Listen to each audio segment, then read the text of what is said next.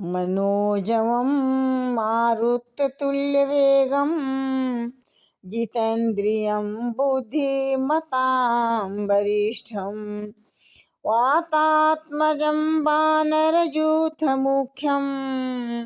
श्रीरामदूतं शरणं प्रपद्ये।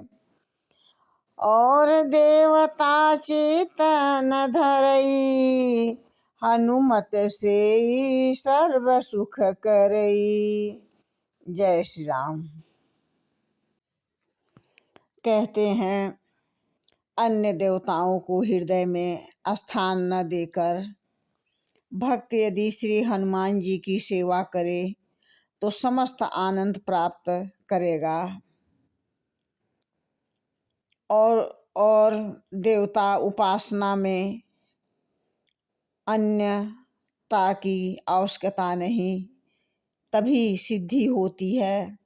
अतः अन्य देवता को मन में स्थान न दें, केवल श्री हनुमान जी की अखंड रूप से भक्ति करें तो शीघ्र ही कृपा होती है।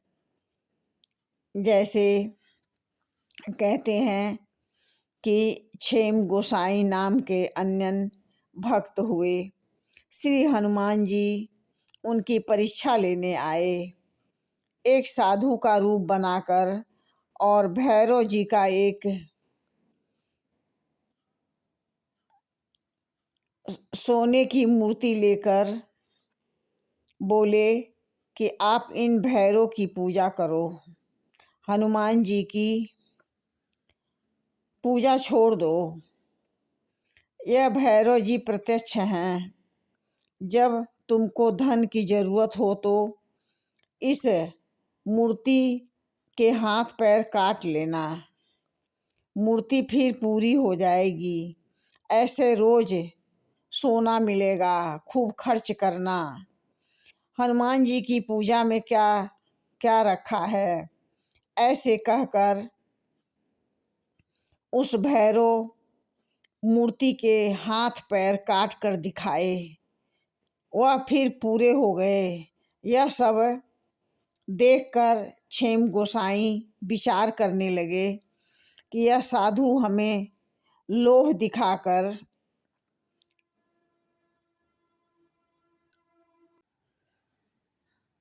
हमारी हनुमान जी से श्रद्धा हटाकर अपने इष्ट भैरव में लगाना चाहते हैं। तो आप बड़े क्रोधित हुए और उसको अपने यहाँ से चले जाने के लिए कहा। वह साधु भी लड़ने लगे।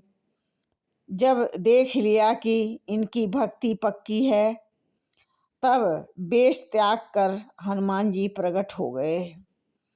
वरदान मांगने को कहा तो इन्होंने यह मांगा कि हमें सीताराम जी का दर्शन करा दो।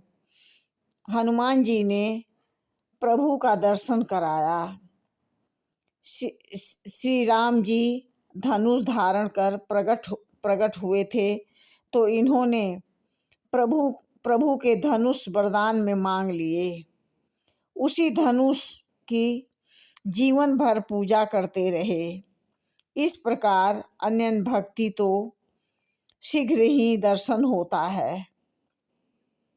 कहते हैं हनुमत से सर्व सुख करई। इसका भाव यह है कि अर्थ धर्म काम मोक्ष आदि सब पदार्थ जब इनकी सेवा से प्राप्त होते हैं तो फिर दूसरे देवताओं की ओर हम क्यों जाएं। जब अपने स्वामी में कुछ कमी हो तो दूसरे के द्वार पर हम भीख मांगने जाएं। जब सब कुछ हमें इनसे ही मिल जाता है तो फिर इधर उधर हम क्यों भटकें। फिर कहते हैं कि सुर दुर्लभ सुख कर जग माही, अंत काल रघुपति पुर जाई।